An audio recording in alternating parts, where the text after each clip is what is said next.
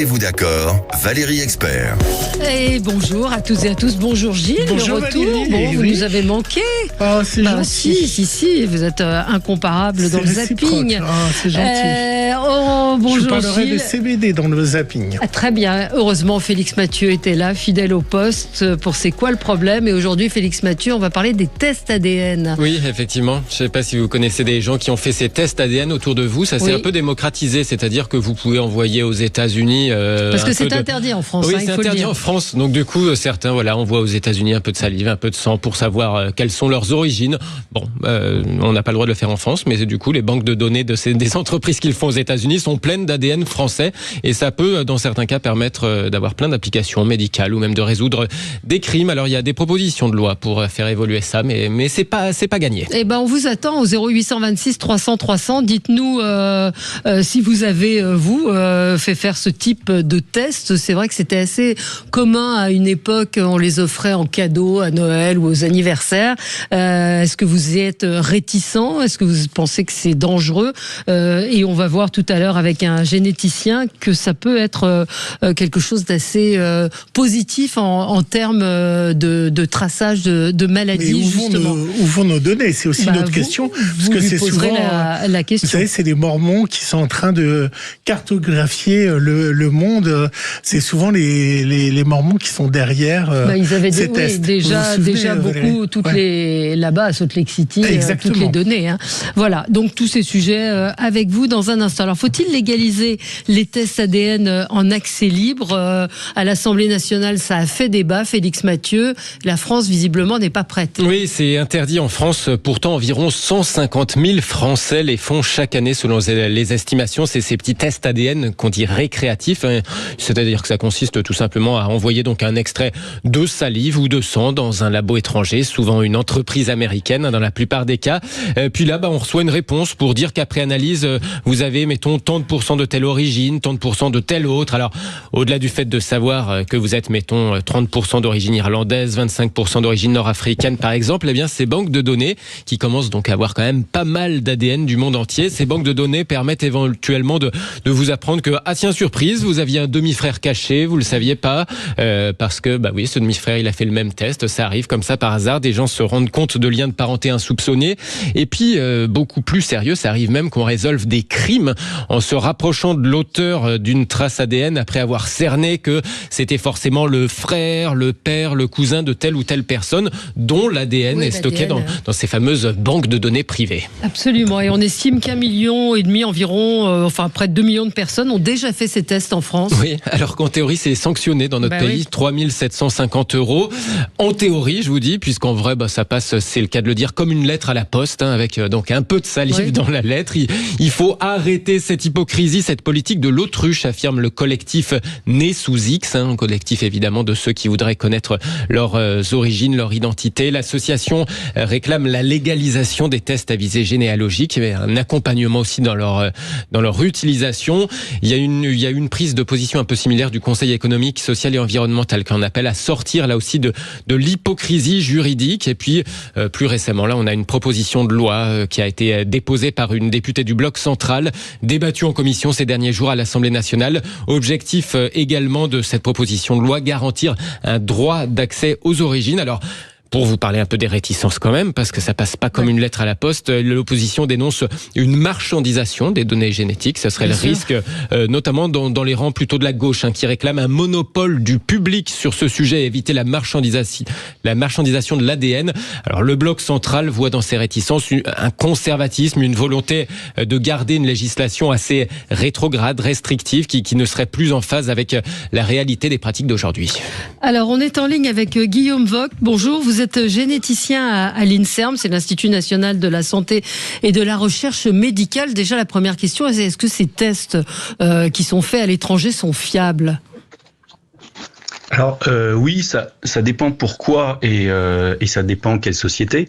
D'un point de vue médical, quand c'est un médecin qui va vous autoriser à faire un test génétique dans le cas du cancer, par exemple, on envoie ça à des laboratoires spécialisés qui vont regarder exhaustivement la totalité des mutations pour savoir s'il y a un lien génétique ou pas. D'accord ? Donc cela, il y a vraiment aucun problème médicalement. Maintenant, ce dont vous avez parlé, c'est les tests génétiques récréatifs, dits récréatifs. Et là, d'un point de vue médical, il faut totalement oublier à la fois sur la qualité et à la fois sur la compréhension du test et la compréhension des résultats, pour éviter les angoisses. Donc là-dessus, c'est vraiment à balayer d'un revers de main.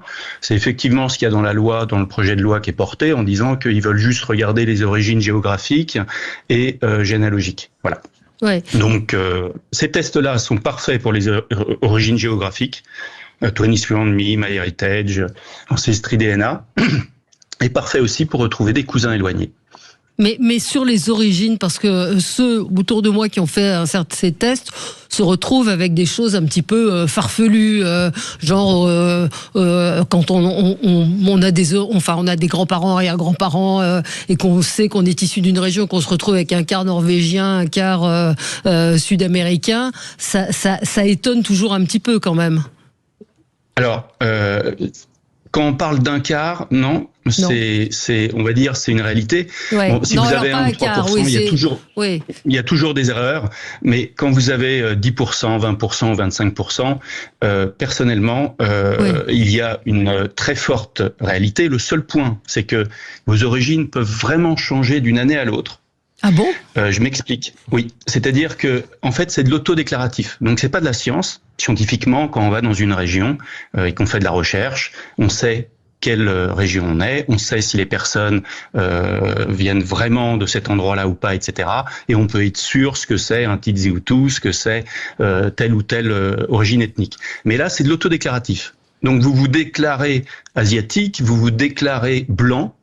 Bon, blanc, mais ça peut être maghrébin avec un grand-père ou des choses comme ça. Donc c'est de l'autodéclaratif. Donc si jamais il y a aucun pygmée qui fait le test, oui. Eh bien, et que vous avez un grand-père pygmée, on va vous ranger pour l'instant dans un côté africain, d'accord ? Et le mois d'après, vous allez avoir des gens qui vont s'autodéclarer étant pygmées. Et à ce moment-là, on va découvrir ça et on va remodifier vos correspondances ADN. Donc, elles sont de qualité. Ouais. Plus il y a de monde, et mieux c'est. Oui, parce qu'en fait, mettons si j'apprends que j'avais un ancêtre irlandais en 1500, bah cet ancêtre irlandais en 1500, il avait peut-être lui-même des ancêtres qui avaient vécu dans un autre pays. Donc c'est vrai que où est-ce qu'on met le curseur dans le temps quelque part ? Alors en 1500, ça va être compliqué. Il faut savoir qu'il y a une dilution, une dilution d'ADN et on peut pas on va dire qu'on peut remonter jusqu'en 1800 génétiquement. Ensuite, c'est du supposé. D'accord. Mais c'est-à-dire qu'on a 50% de son ADN, le grand-père 25, et puis 12, et puis 6. Oui, et c'est pour ça que des frères et sœurs qui font un test génétique vont pas retrouver les mêmes apparentés avec des cousins au 3e degré, parce qu'il y en a un qui a conservé encore de l'ADN de cette branche-là et l'autre pas. Donc les tests entre frères et sœurs peuvent être différents. Ça veut dire que jusqu'à quel ancêtre on remonte pour l'ADN ? Par exemple, moi, mon père est alsacien, ma mère est née dans le Béarn.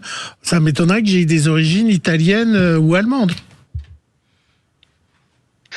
Alors, il y a une différence entre les origines, d'accord ? Les origines, on remonte très loin, d'accord ? Et le fait de savoir si génétiquement on est bien lié à quelqu'un. En théorie, on peut remonter jusqu'à 12 générations, mais on va dire qu'on est plutôt jusqu'à 8. Et encore avec des textes très solides, et ça commence à être bancal après. Donc mais ça dépend de quel test on fait. Donc ça veut c'est-à-dire que si on trouve une origine italienne, ça veut pas dire que ma mère a trompé mon père.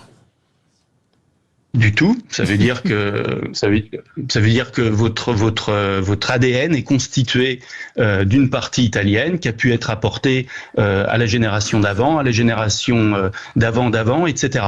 Donc c'est ce qui fait quand même la différence entre un caucasien et un asiatique. On se ressemble pas physiquement parce qu'on a justement des traits génétiques qui nous diffèrent. Et donc c'est comme ça qu'on peut dire si on a une partie d'ADN asiatique, une partie d'ADN africaine, et de quelle région, etc. Et voilà. Alors, 0826 300 300, appelez-nous pour poser vos questions. Marie dit, je me demande bien pourquoi ça dérange qu'on légalise les tests ADN. Alors vous placez, vous l'avez dit en préambule, hein, vous n'êtes pas, on évoque avec vous plutôt les tests ADN qui pourraient apporter des éléments médicaux. Sur les tests ADN, quelles sont les réticences aujourd'hui? Pour répondre à la question de notre auditrice. Alors, on va dire que le problème en ce moment, enfin moi, le problème que je vois personnellement, c'est qu'il y a évidemment que des sociétés étrangères qui ont une belle interface et qui ont des millions de personnes pour vous dire justement de quelle origine ethnique vous êtes et quel est votre arrière, enfin quel est votre petit cousin ou etc. et compagnie. Donc il y a que des sociétés américaines, et les sociétés américaines, si vous voulez, je peux lire une partie du consentement d'Ancestry DNA. Il vous demande en fait que la licence est perpétuelle, mondiale, et sans redevance accordée pour l'utilisation de votre ADN. On vous dit que votre ADN peut être utilisé contre vous ou vos apparentés. Et on vous dit aussi votre renonciation à certains droits juridiques. Donc c'est du droit américain, et ça n'a aucune valeur en France. Donc ils peuvent en faire vraiment tout ce qu'ils veulent. Donc vis-à-vis d'une souveraineté française, c'est vrai que moi je prône plutôt, dans le cadre d'un protocole de recherche national, on autorise toutes les personnes qui veulent faire effectivement rechercher leurs origines géographiques et leurs origines généalogiques. Et dans ce cas-là, s'il y a vraiment un engouement, on a un protocole de recherche qui est encadré déjà dans la loi, il n'y a pas besoin de la modifier, d'accord? Et ces personnes-là, on voit gratuitement leur ADN. Et là, on est sûr de ce qu'on va en faire. On est sûr qu'on ne va pas révéler des données médicales, parce que c'est la souveraineté française et on n'a pas le droit de le faire. Et on peut faire une dérogation justement pour donner les frères, les sœurs, les grands-parents et compagnie, etc. dans certains cas qui sont à discuter, puisque le projet de loi est pas... voilà, il y a le texte, mais derrière, la pratique est beaucoup plus compliquée à faire. Alors, on y revient avec vous dans un instant, Guillaume Vogt. Donc, je rappelle que vous êtes généticien à l'INSERM. Toutes vos questions à propos de ces tests ADN, et puis surtout, effectivement, dans le cadre de maladies, vous dites que la génétique est sous-exploitée avant la naissance. On va y revenir dans un instant. 0826 300 300, à tout de suite. 10h midi, mettez-vous d'accord. Sud Radio, 10h midi, mettez-vous d'accord. Valérie Expert. Et nous sommes ensemble avec vous pour évoquer ces tests ADN. Est-ce qu'il faut légaliser les tests ADN en accès libre? À quelles conditions? On en parle avec Guillaume Vogt, généticien à l'INSERM. Et on parle avec vous, puisque vous, c'est la génétique médicale, les tests génétiques médicaux qui vous intéressent. On attend vos appels, 0826 300 300, pour réagir, pour nous dire si vous avez fait ces tests, si vous estimez que d'un point de vue médical, ça pourrait effectivement être, il faudrait les développer pour justement détecter des maladies génétiques. Gilles, vous aviez une question? Oui, vous nous disiez que si c'était fait en France, ça nous protégerait sur l'utilisation et qu'on accordait plein d'autorisations sur cet ADN. Mais qu'est-ce qu'on peut faire de notre ADN ? Qu'est-ce que ces sociétés américaines peuvent faire, en fait, quand vous dites qu'ils utilisent notre ADN? Déjà, elles font une biobanque, et ensuite, elles font de la recherche derrière. D'accord? C'est-à-dire? C'est quoi une biobanque? C'est ce que je parlais des mormons. Oui, c'est ça. C'est le regroupement de tous les ADN, et donc pour toutes les personnes qui veulent faire de la généalogie en France, c'est vrai que la généalogie génétique aujourd'hui est devenue quand même très intéressante pour consolider et valider certains arbres. Donc il y a un business qui est réel. Vous avez entendu que 23andMe a été entre guillemets en faillite, parce que c'est vrai que ces sociétés-là sont constamment injectées d'argent, que ce soit des pharmacies aussi. Vous avez 23andMe qui avait reçu des millions de dollars pour partager à peu près 5 millions de données génétiques à visée thérapeutique. Donc c'est un business et c'est de l'argent, d'accord? Donc il y a toujours un grand intérêt. Le seul point, c'est que c'est un petit peu opaque. Même quand les chercheurs font des recherches avec eux dans le passé, on a un résultat, mais eux vont garder les données brutes. Donc c'est une souveraineté qu'on n'a pas. Et encore, pour revenir sur justement dans les débats de bioéthique, par exemple, vous avez eu Philippe Berta, qui s'est battu, alors que le débat était vraiment très embolisé par la GPA. C'était une question importante, mais une minorité de personnes qui étaient concernées, mais il fallait quand même en parler, mais peut-être pas autant. Par contre, Philippe Berta s'est battu justement pour augmenter le nombre de maladies génétiques dépistées à la naissance. C'est très important de dépister certaines maladies métaboliques très tôt, et on ne le faisait pas. Et donc, on a une dizaine de maladies à la naissance qui sont dépistées. Pour vous dire, on a à peu près 20 000 enfants qui naissent par an avec des maladies génétiques connues. Si on avait une banque nationale de tous les ADN, on pourrait éviter ces enfants de naître avec une mutation en discutant avec les parents si ils veulent ou pas faire attention à pas avoir un enfant avec telle ou telle maladie. Et des vraies maladies. Je vous parle des vraies choses qui sont lourdes, où on peut tout à fait accepter d'avoir une personne qui a un syndrome de Down, ou pas. Ça, c'est le choix personnel des gens. Oui. Mais de le détecter et de dire quels sont les risques. Monsieur, vous avez une chance sur 4 d'avoir un enfant qui va avoir une maladie métabolique. Est-ce que vous voulez faire un dépistage, une conception pour être sûr de pas. C'est ce que fait Israël. Ouais. Israël a des mutations et donc il propose aux gens qui veulent d'éradiquer justement ces mutations qui sont lourdes. Et ça, c'est interdit en France. Alors on ne le fait pas dans ce cas-là. Oui. C'est pour les maladies métaboliques, à moins, ce que je veux dire, c'est à moins d'avoir une famille qui a déjà ces maladies métaboliques, évidemment qu'on va faire attention. D'accord. Ouais. Par contre, c'est pas les personnes qui sont malades qui vont donner ce genre de personnes, qui vont donner ce genre de maladie. C'est les personnes normales. C'est les personnes bien portantes qui vont fournir des enfants qui ont ces maladies métaboliques. Et c'est ça le vivier. Donc en fait, il faudrait regarder avant s'il y a un risque ou pas de donner une maladie génétique connue, et vous en avez plus de 8 000, donc ça fait 20 000 naissances, mais ça pourrait faciliter la vie d'un point de vue économique et d'un point de vue psychologique. Pour que finalement, ce que vous dites, pour que les parents fassent ou non le choix de garder ou non en toute connaissance de cause. Vous nous parlez de pathologies génétiques très lourdes qui auraient été repérables, mais on fait la vérification que quand il y a des antécédents dans la famille, et seulement dans ces cas-là. C'est-à-dire qu'on est assez restrictif dans l'approche, et c'est là-dessus que vous trouvez peut-être la France très restrictive sur l'application médicale. Alors c'est pas restrictif, c'est-à-dire que c'est intelligent. On peut pas faire ça sur la population entière tout de suite parce que ça coûterait trop cher, d'accord ? Donc on le fait pour ces familles-là. Par contre, comme je vous ai dit, c'est une mine pour les chercheurs, les ADN. Donc si on avait un protocole de recherche national où les gens donnaient gratuitement leur ADN et on pourrait leur donner des informations en généalogie et géographique, et en même temps les chercheurs utiliseraient leurs données à visée médicale pour trouver des informations dans le cas où le participant répondrait à certains questionnaires, s'il a envie ou pas. S'il veut faire que de la généalogie, il fait que de la généalogie. Et au moins, on garderait toutes nos données, et très rapidement, on aurait 2 millions, 3 millions, 4 millions de Français, et l'argent dans la recherche, on l'a déjà. Donc il suffit juste de l'injecter pour un protocole national comme ça. Pas un petit protocole de 2000 personnes et 2000 personnes pour faire un coup de cancer, un coup de diabète. Un protocole national où on a toutes ces personnes-là, bien portantes. Moi, c'est la seule solution que je verrais là tout de suite pour faire des tests généalogiques et pour répondre effectivement à la souffrance de certaines personnes adoptées sous X qui... de toute façon, elles l'ont fait, les tests. Elles les ont fait, les tests, illégalement, et elles ont trouvé personne. Donc c'est plutôt sur être né sous X, de savoir que l'État a l'information, mais on veut pas leur donner.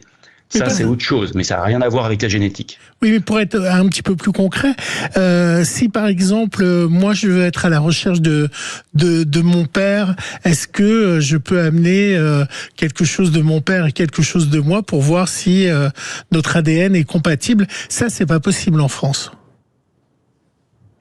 Alors, vous voulez savoir si votre papa est vraiment votre papa, c'est ça? Oui. Enfin, oui, c'est une question de journaliste. C'est interdit en France. Et vous trouvez ça normal que je puisse pas rechercher si j'ai des doutes sur la paternité? Vous trouvez ça normal que je ne puisse pas savoir? Un juge peut demander un test de paternité, mais dans certains cas, vous voyez bien. Ensuite.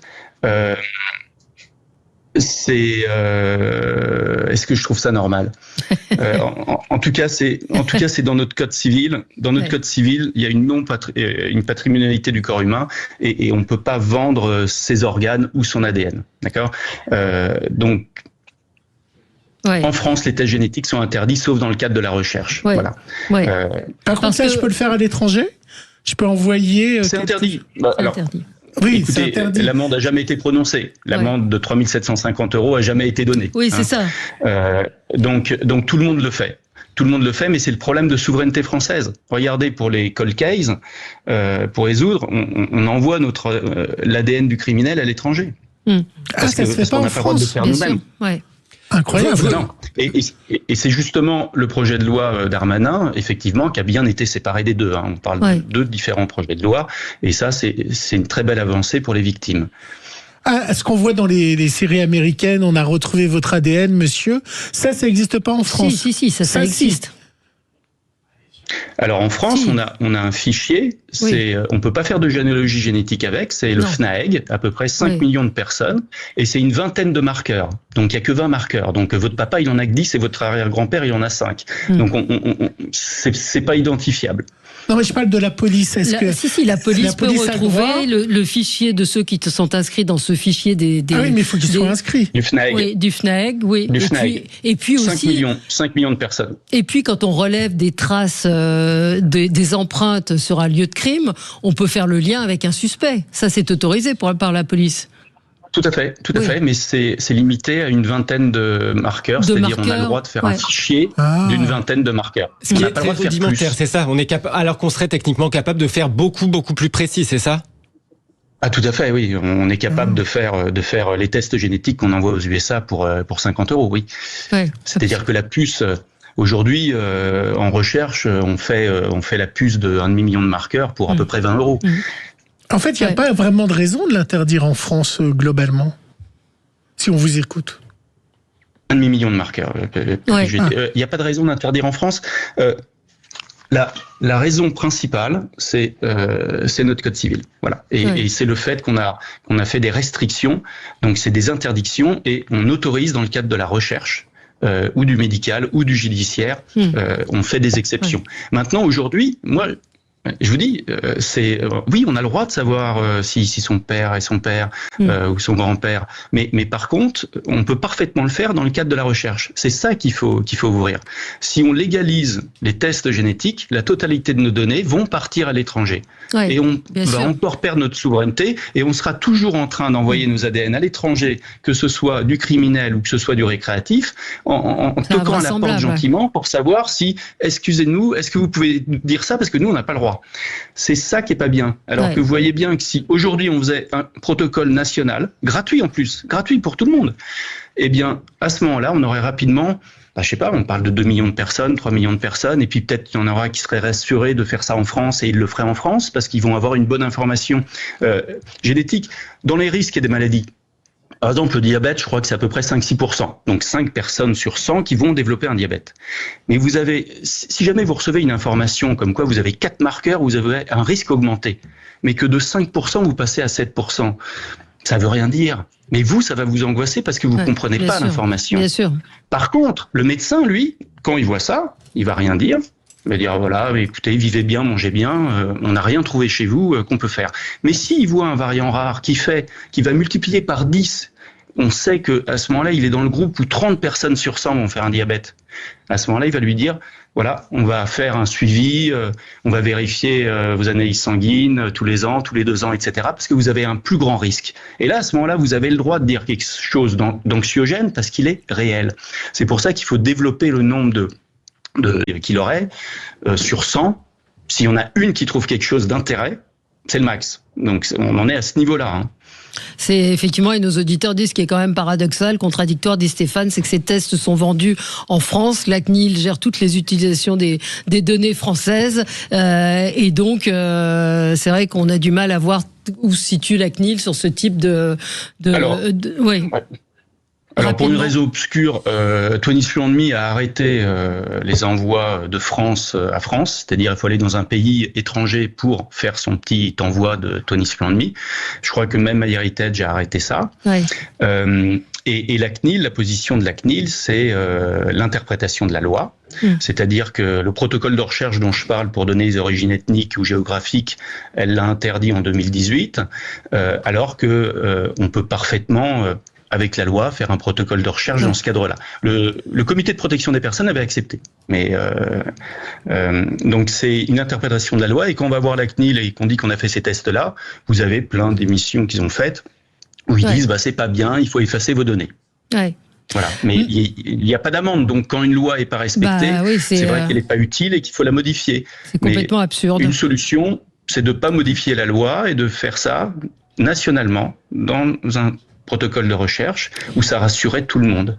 Merci, on est obligé de s'arrêter, c'était passionnant. Merci Guillaume Vogt, généticien à l'INSERM. Merci à vous. Nous on se retrouve dans un instant pour commenter l'actualité et puis l'information du jour révélée par un journaliste de Paris Match à propos de la gifle de Brigitte Macron à Emmanuel Macron. Vous vous souvenez de cette scène de jalousie, nous dit-il. Ça va être dans le zapping à suivre dans un instant. 10h midi, mettez-vous d'accord. Sud Radio. Cette semaine, réveillez-vous avec le grand matin Sud